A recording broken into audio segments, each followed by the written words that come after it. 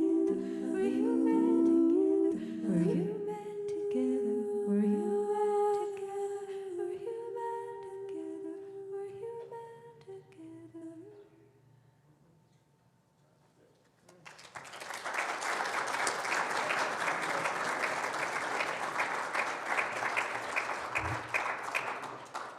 Thank you, Holly. That's lovely. And, so as we human together, conflict naturally arises. So how do you tend to respond when conflict happens? When you disagree with someone or when they hurt you? Are you a competitive shark, a collaborative owl, an avoidant turtle, an accommodating teddy bear, or a compromising fox? Everyone's responses will vary based on the circumstance, but I definitely gravitate toward the avoidant turtle. I will pretend like nothing happened or fume about it to somebody else, but I will go out of my way to avoid talking to the person who hurt me. Can anybody else relate? Where are my turtles at? You could online raise a thumbs up, or in person a hand, or just go into your shell. Yes. So this turtle strategy can also be called conflict avoidance, and it doesn't serve me well. I avoid the short-term discomfort of telling the other person how they hurt me or risking that they'll hurt me more, but they probably have no idea how I'm feeling. They don't get the opportunity to reflect on their actions and change their behavior, and I just hold all that resentment inside. So once, when I went out to lunch with several coworkers, my white boss complimented my black coworker's hair and touched her long braids. So it's not polite to touch anybody's hair without consent, but there's a whole racial history of white people having opinions about and wanting to touch black people's hair. It's just not okay. So when this happened, my coworker looked around at our faces, seeing if anybody would speak up, and I sat there, frozen, eyes wide in shock, not saying anything. My boss continued to talk, and the moment passed, but I kept thinking about all the different things I could have said. In that moment, I chose my comfort and my white boss's comfort over my black coworker. She got the message loud and clear that in this office, white people will sling microaggressions at her, and nobody will call them out on their behavior. This is not a safe space. And that's what can happen when we avoid conflict. We center the comfort of the person or the group in power. We maintain the status quo. We maintain that power structure. And the people who are most marginalized continue to feel the discomfort and pain. With Florida's new Don't Say Gay bill, straight homophobes don't have to feel the discomfort of hearing that queer and non-binary people exist. And LGBTQ kids in Florida have to feel marginalized and invisible, never seeing themselves represented. It takes bravery to come out of your shell and tell somebody that they hurt you. It's uncomfortable speaking up to power. I don't have a solution to make it any better, but recognizing it is the first step.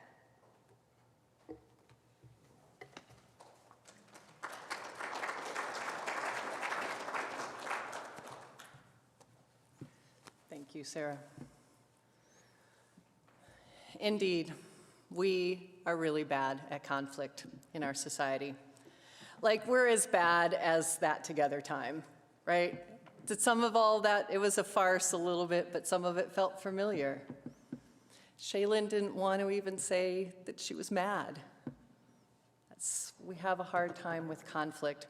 Theoretically, cerebrally, we understand that conflict is a necessary part of being in relationship. We logically know that not everything is daisies and puppies when we're being in authentic relationship with each other.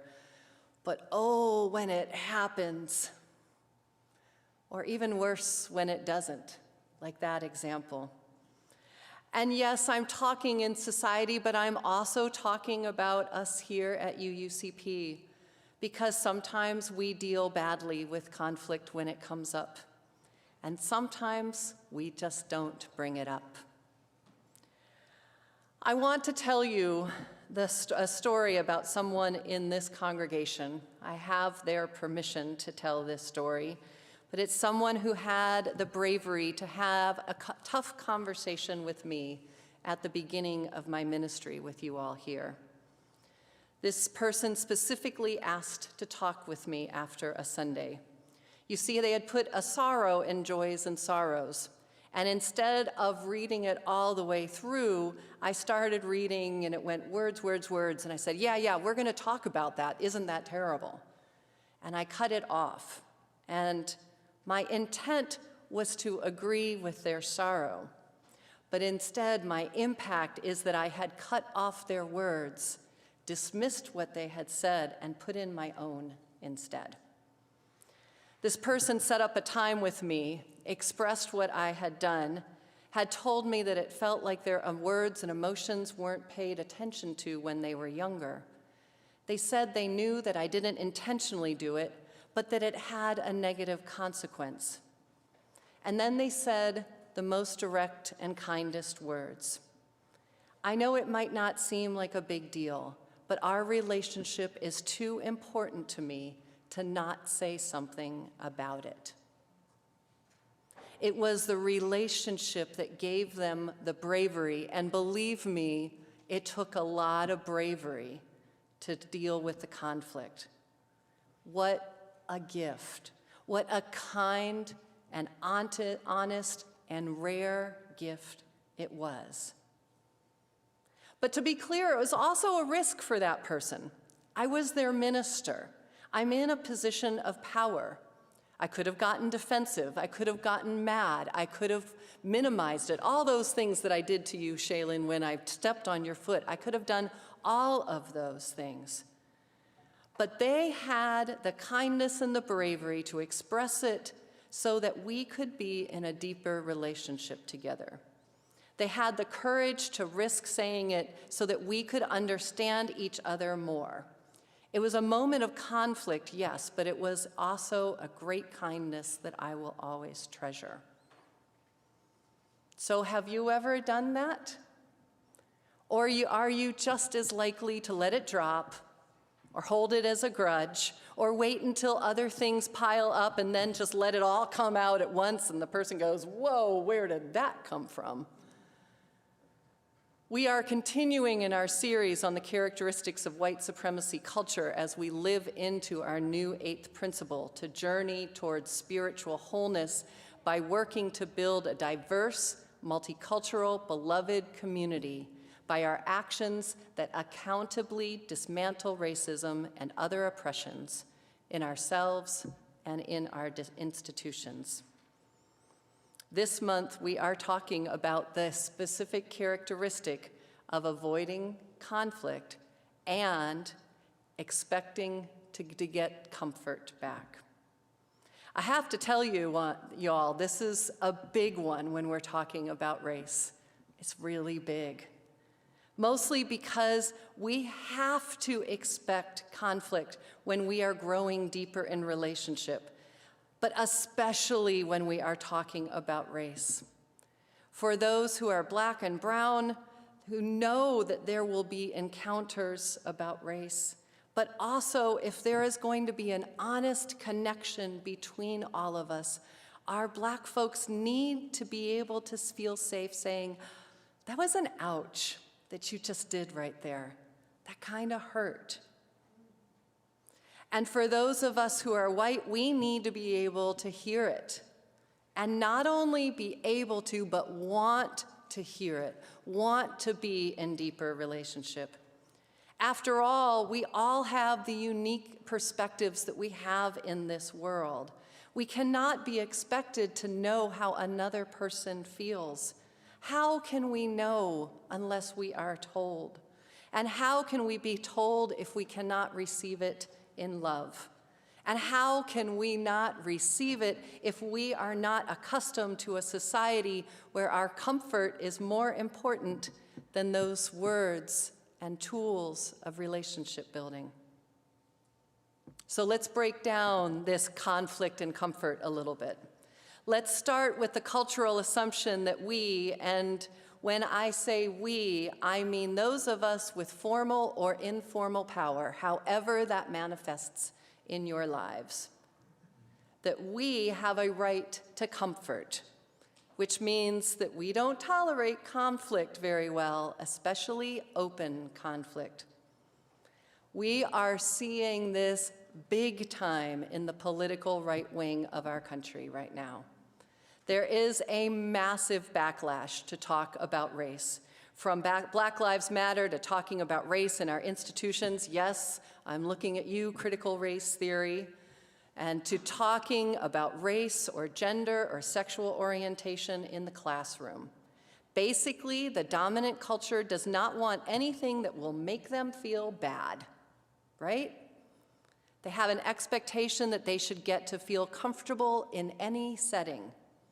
And anyone who is making them think about inequities or challenging parts of our history, well, they are the problem. See, the right to comfort not only means that we are resistant to conflict, but it also comes with a tendency to blame the person or group causing the discomfort or conflict, rather than addressing the issues being named. This sometimes shows up as people in the dominant culture think white folks, heterosexuals, or neurotypical folks, equating any unfairness, perceived or real, that they may experience with racism or other forms of oppression. This is where the idea of reverse racism comes up. But it is not racism.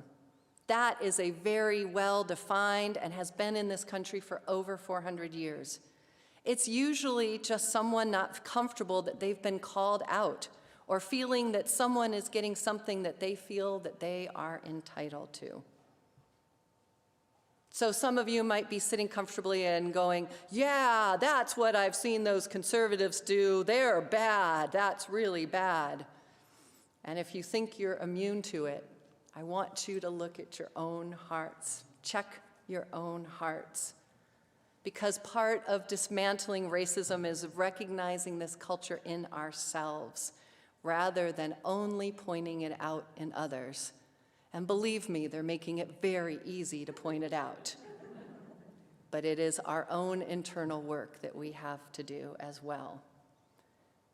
If you have been the target of conflict or criticism, racial or otherwise, have you ever found yourself getting defensive?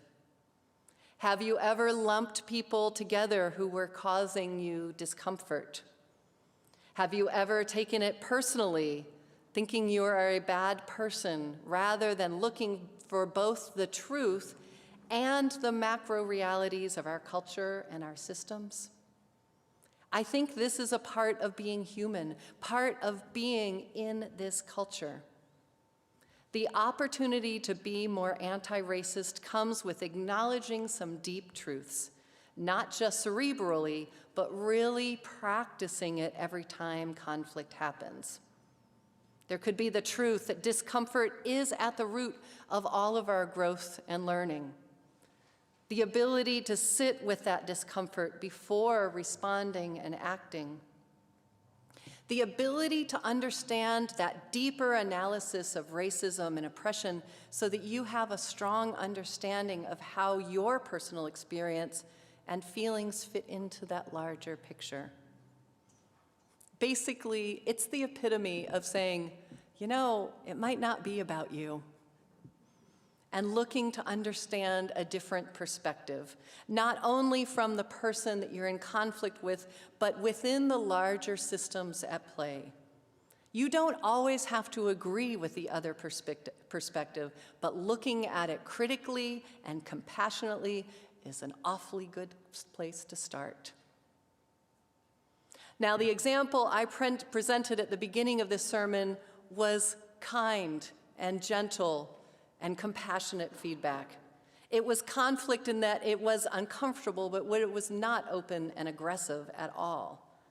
So let's step it up a notch, shall we? Let's talk about really open and in-your-face conflict. Let's talk about the conflict that may have raised voices with it, or the standing up in your face kind of conflict.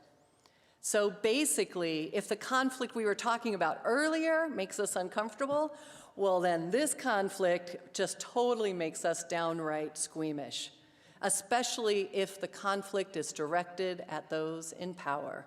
When we see that kind of conflict, we are likely to name it as aggressive, and our flight response calls us to either ignore it or to run away from it as fast as we can.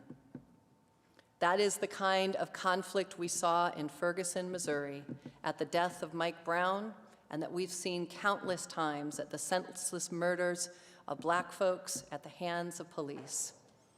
This is not polite conversation. This is literally Black folks saying, "Stop killing us." It is the kind of open conflict that makes people so uncomfortable that they want to label Black Lives Matter's protests terrorists or enemies of the state. The response is to label the entire group as bad, rather than looking at the issues that are actually causing the problem, which is that police officers are literally, brutally, and needlessly killing our Black and brown siblings. And while that example is about riots, I invite us to think about conflict on a more local scale, a PTA meeting, a committee meeting, a congregational meeting. Those are all places where we can ideally support strong emotions and conflict and still be in relationship and community. The dislike of open conflict shows up in language like, well, we need order, or can't they find a more reasonable way to protest? It is asking people not to be angry at something that is totally reasonable to be angry about, like someone stepping on their foot intentionally, and acknowledging that the anger often contains deep wisdom about where the underlying hurt or harm lies. We equate being openly angry with being impolite, rude, or out of line. And we label emotion as irrational or anti-intellectual or even inferior. We insist sometimes that our point of view is grounded in the rational and the intellectual, when we are just masking our discomfort with reason, and it means that we fail to recognize the importance of emotional intelligence. Now, we need to understand that there are laws and norms, and there also can be anger within that. And I'm inviting you into your discomfort around that. When you see someone really angry, I encourage you to distinguish between being polite and raising hard issues. And part of being anti-racist means not requiring those who are raising hard issues to raise them in acceptable ways, especially if they're the ways that are only acceptable to you and not acceptable to them. And especially if you are using the ways that the issues are raised as an excuse not to look at them. If I can be bold, and you know I will be anyway, I think this congregation has an interesting relationship, maybe a wonky relationship with conflict. Now, we've been online for most of the time, so it's been kind of interesting to see how we deal with conflict in that time, and I've done a lot of listening of past conflicts of us all. And I can't tell you how many times that I've heard stories of someone being hurt or mad at someone.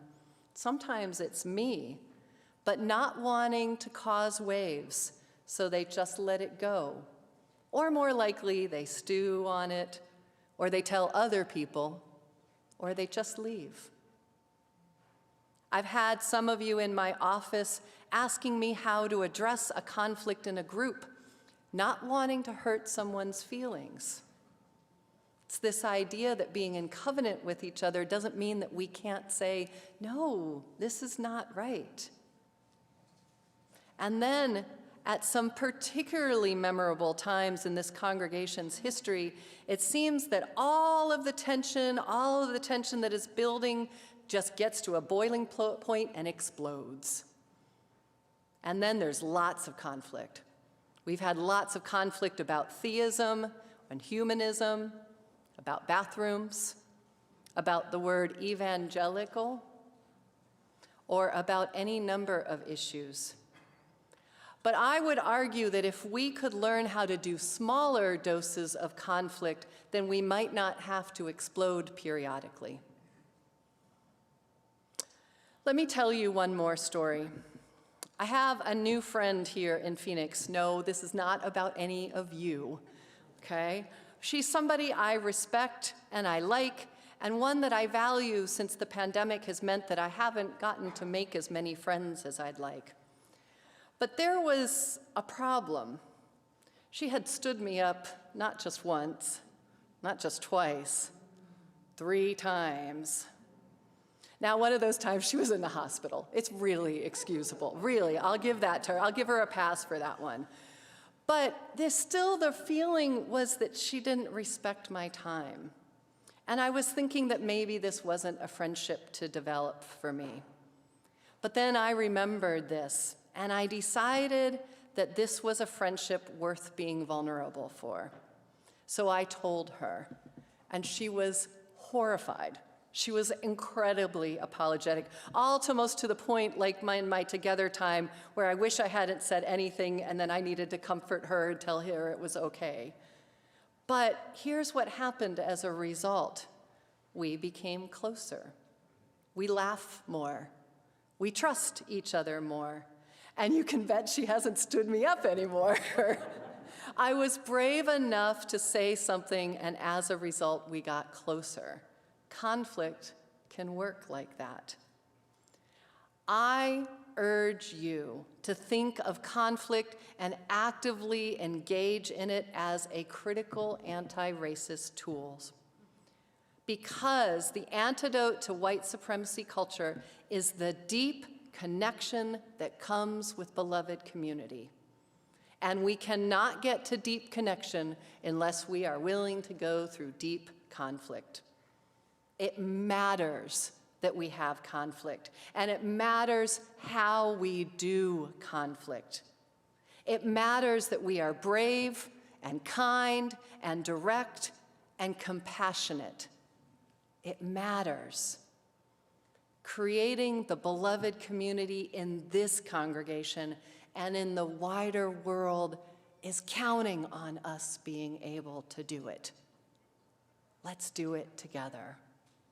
So might it be.